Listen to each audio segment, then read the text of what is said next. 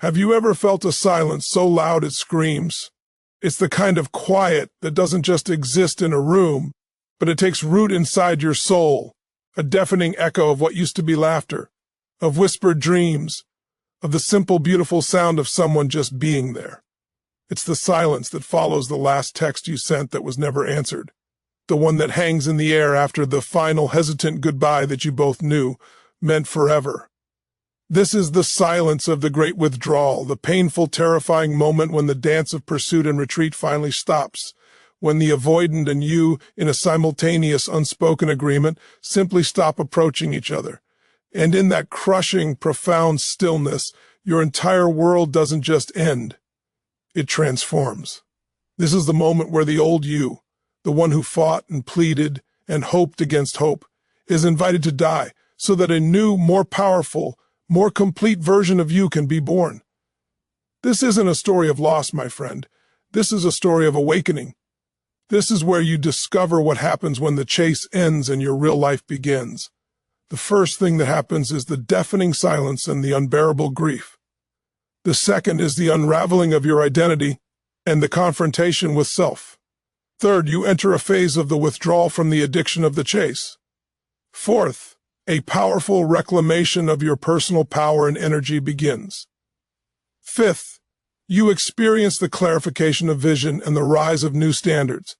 And finally, you arrive at the emergence of the secure, whole, and unshakable you. The moment you both stop approaching, the first thing that hits you is not an emotion, but a physical force, the sheer, overwhelming weight of the silence. For weeks, months, maybe even years, your nervous system has been wired for the cycle. The ping of a notification was a potential earthquake, a missed call, a tidal wave of anxiety.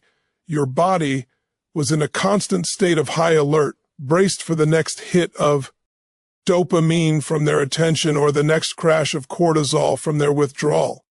And now it all stops, abruptly. The phone doesn't ring, the screen stays dark, a space beside you in bed is just empty. This silence is unbearable, not because it's empty, but because it's full. It's full of every unanswered question, every unfinished argument, every unspoken word of love and frustration. It's in this silence that the grief descends, and it is a grief as profound as any death, because you are not just mourning a person, you are mourning a future. You are mourning the ghost of a life you built in your mind, the vacations you would take, the home you would share, the way they would finally one day look at you and see you and choose you with the same ferocity with which you chose them. This grief is a tidal wave, and your first instinct will be to outrun it, to numb it, to pick up the phone and break the silence because the pain of the chase, you tell yourself, was better than this pain of the void. But I am here to tell you that this grief is not your enemy. This grief is the proof of your capacity to love. This grief is the compost for your transformation. You must let it wash over you. You must sit in the darkness of your living room and feel it all. The anger, how dare they leave you with this mess? The sadness, a bottomless well of tears that seems to have no end. The bargaining, if only I had said this, if only I hadn't done that. You must move through these stages not as a sign of weakness, but as a ritual of release. This is where you feel the depth of your own heart, and it is terrifyingly beautiful. Because a person who cannot feel this deeply cannot love deeply, and you, my friend, are capable of a love that is oceanic. Do not seek to bypass this phase. Lean into it, scream into a pillow, write letters you will never send. Let the snot and the tears be a baptism. This grief is the fire that burns away the fantasy, leaving only the raw, real, and powerful truth of you. It is the necessary destruction that makes all new construction possible. Without fully immersing yourself in this pain, you will be tempted to paper over the cracks with a new distraction, a new person, a new drama. But the crack is where the light enters you. This silence, this grief, is the beginning of you hearing your own voice again, a voice that had been drowned out by the constant noise of the maybe, the perhaps, the one day. It is the universe's brutal but necessary intervention to get you to finally, for the first time in a long time, listen to the one person who truly matters, the person you abandoned in the process of chasing them. You, as the initial raw shock of the grief begins to recede. Something even more unsettling begins to occur. The scaffolding of your identity starts to wobble, and then, piece by piece, it falls away. Think about it. For so long, who were you? You were the pursuer. You were the fixer. You were the understanding one, the patient one, the one who loved harder. Your entire sense of purpose became intertwined with the mission of making this relationship work. Your days were structured around their moods, your conversations curated to not trigger their flight response, your happiness contingent on a crumb of their affection. You built an identity on the shifting sands of someone else's availability, and now, with the mission aborted, you are left standing in the rubble of who you thought you were, and you are forced to ask the most terrifying question of all. Without them to love, without the problem to solve, without the chase to run, who am I? This is the great unraveling, and it feels like madness. Hobbies you once loved feel empty. Friendships feel distant because they don't understand the war you've been in. You look in the mirror and see a stranger, someone with tired eyes and a heart that feels both too big and completely broken. This is the critical juncture, the point where most people run back.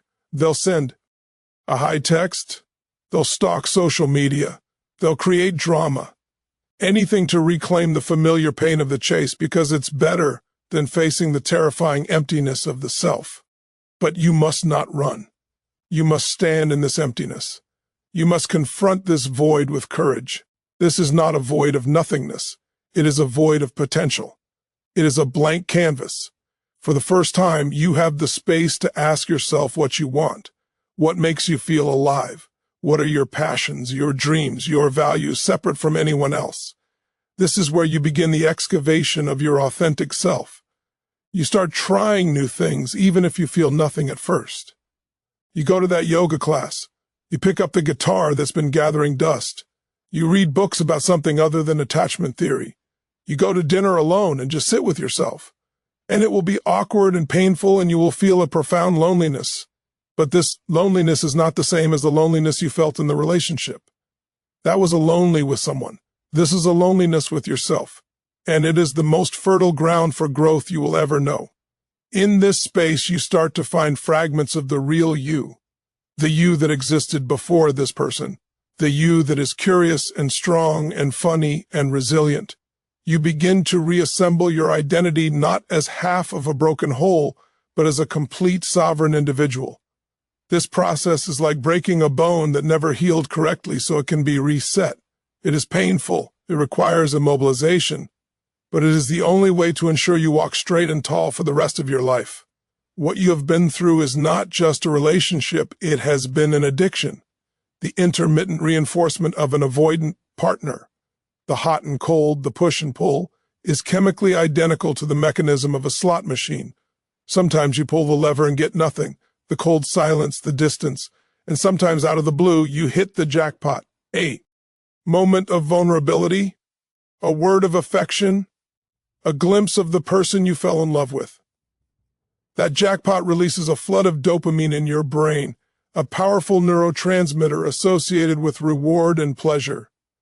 Your brain, desperate for another hit, becomes obsessed with figuring out the pattern. What did I do to get the reward? How can I get it again? You become a detective in your own heartbreak, analyzing texts, replaying conversations, trying to crack the code. This is why you couldn't leave. It wasn't just love, it was a biochemical addiction. And now, you have gone cold turkey. The machine is unplugged, and you are in full-blown withdrawal. This phase is characterized by intense cravings, anxiety, and a desperate primal urge to just get one more hit, to send that text, to drive by their house, to do anything to make the terrible ache of withdrawal stop. Your body is screaming that you are in danger, that you need this person to survive. This is a lie. It is the lie of addiction. You must recognize these cravings for what they are, the dying screams of a neurological pattern that is being broken. This is where you need to deploy radical discipline. You must treat yourself like a recovering addict. That means no contact, not just for them, but for you. It means deleting their number, blocking them on social media, not because you hate them, but because you love yourself enough to protect your own recovery.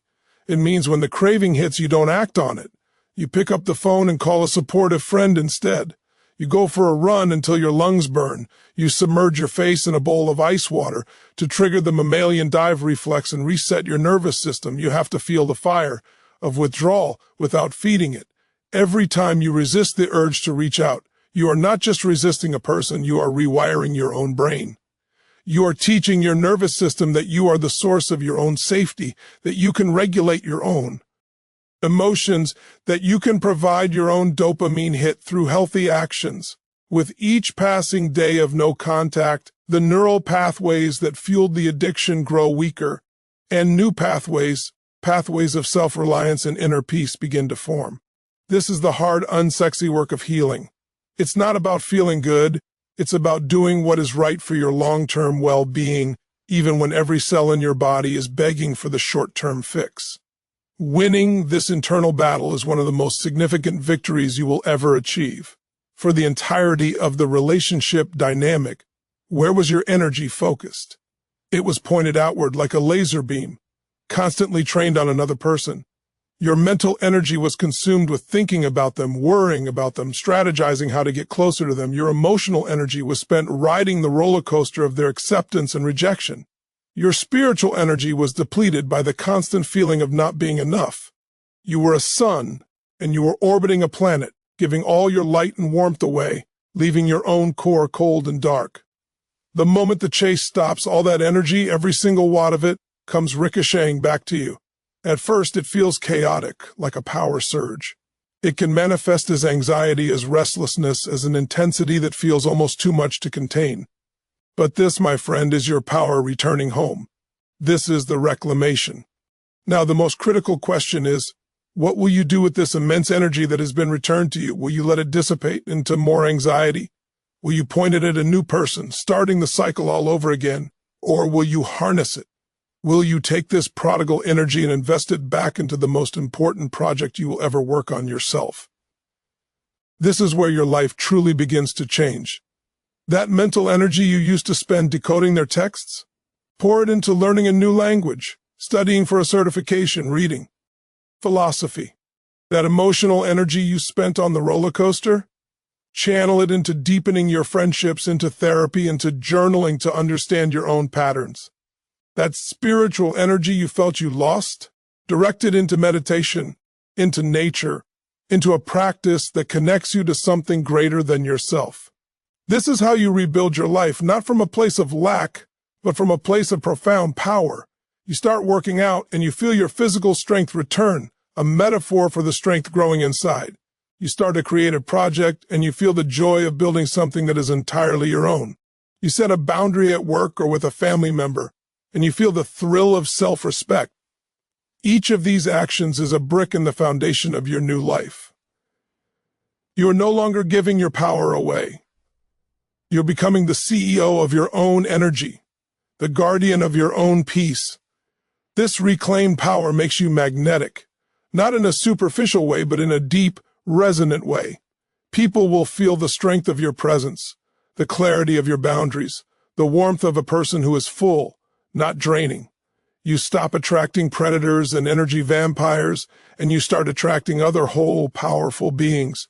This reclamation is a turning point from victim to victor, emerging from the fog of grief and the fire of withdrawal. With your power steadily flowing back into your core, a miracle begins to occur.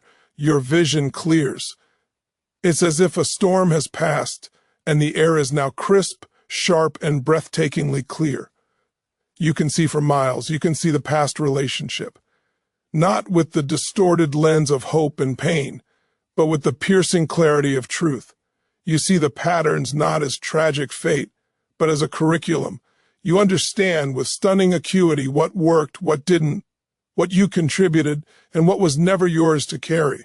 This clarity is not about blaming them or yourself. It is about understanding the mechanics of the dance so you never have to dance it again. With this clarity comes the rise of a new, unshakable set of standards.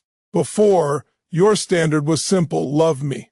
It was a desperate, open-ended plea that made you accept crumbs because you were starving. Now, your standards become specific, non-negotiable, and rooted in self-respect. They are not a checklist for another person. They are a constitution for how you will allow yourself to be treated. Your standard is no longer love me, but I require a consistent, reliable, and secure love. It is my peace is not negotiable. It is I will only partner with someone who is capable of emotional intimacy and is willing to do the work. This isn't you being demanding or rigid. This is you having a healthy immune system. A virus of disrespect, of hot and cold behavior, of avoidant patterns can no longer enter your system because your defenses are too high. You have built an inner citadel. This new vision also redefines what love means to you. You no longer see love as a frantic, dramatic, painful conquest. You see it as a safe harbor. You see it as a partnership between two whole people who choose each other every day, not out of fear or lack, but out of a desire to build something beautiful together. The chaotic spark of the anxious-avoidant trap now seems like a dangerous flicker compared to the steady, warm, and enduring flame of secure attachment you now know you deserve. Your vision becomes so clear that you can spot incompatibility from a mile away. And instead of seeing it as a challenge to be overcome, you see it as a sign to gracefully and lovingly walk away. Your time, your energy, and your heart have become the most precious currencies you possess, and you will no longer invest them in losing ventures. And then one day, without fanfare, you realize the storm is over. You are standing on solid ground. You are no longer the person who was shattered by that silence. You have been reassembled, but with a new design, stronger, more flexible, and more beautiful for having been broken. This is the emergence of the secure, whole, and unshakable you. Secure because your sense of safety and worth now comes from within. You don't need someone to complete you. You are already complete. You can enjoy connection without becoming addicted to it. You can handle conflict without fearing abandonment. You can be alone without being lonely. Whole because you have integrated all the parts of yourself, the powerful and the vulnerable, the joyful and the sad. You no longer project your unmet needs onto a partner, expecting them to heal your childhood wounds. You have done that work yourself. You are a self-contained ecosystem of love and support, unshakable because you have been through the worst of it. The silence didn't kill you. The grief didn't destroy you. The withdrawal didn't break you. It forged you, with a bone-deep certainty that you can handle anything life throws at you. This is not an arrogance. It is a quiet, unbreakable confidence. When you reach this point, you may think of your past partner, and you will feel not pain, but a sense of profound gratitude. Not because you want them back, but because they were the perfect, if painful, catalyst for your evolution. They offered you the lesson you needed to become who you were always meant to be. You forgive them, and more importantly, you forgive yourself. You understand that you were both acting out of your own wounds, dancing a dance as old as your histories. And from this place of wholeness, you step back into the world, not with a guarded heart, but with a heart that is open, wise, and discerning. You are now capable of a love that is calm, deep, and sustainable. You are the prize. And whether you choose to share your life with someone else or not, beyond a shadow of a doubt, that your life is already a masterpiece of your own creation. The journey from the devastating silence of a severed connection with an avoidant partner to the profound peace of your own wholeness is the ultimate hero's journey. It begins in the depths of grief, where you are forced to mourn not just a person, but the phantom future you had built with them. A process that feels like it will break you, but instead reveals the incredible depth of your own heart and your immense capacity to love and to feel. As you move through that grief, you are inevitably confronted with the unsettling unraveling of your own identity. The terrifying question of who you are without the mission of the chase, which forces you to strip away the layers of a persona built on pursuit and to begin the sacred work of excavating and rediscovering the authentic, sovereign self that had been buried beneath the dynamics of the relationship. This leads you directly into the brutal but necessary battle of withdrawal, where you must confront the biochemical addiction to the push-pull cycle, a fight that requires radical discipline and no contact, not as a punishment to them, but as the ultimate act of love and protection for yourself, as you actively rewire your own brain and nervous system for peace and self-reliance. Winning that internal war triggers the Great Reclamation, where all the mental, emotional, and spiritual energy you had been pouring outward comes flooding back to you, providing the raw power you need to rebuild your life from the ground up, investing in yourself, your passions, and your peace, and becoming the undeniable CEO of your own energy and destiny. With that power firmly anchored within you, your vision clears with stunning precision, allowing you to see the past with truth and not pain, and empowering you to erect a new, non-negotiable set of standards rooted in self-respect that will forever protect you from relationships that cost you your peace, guiding you only toward connections that are safe, consistent, and nourishing.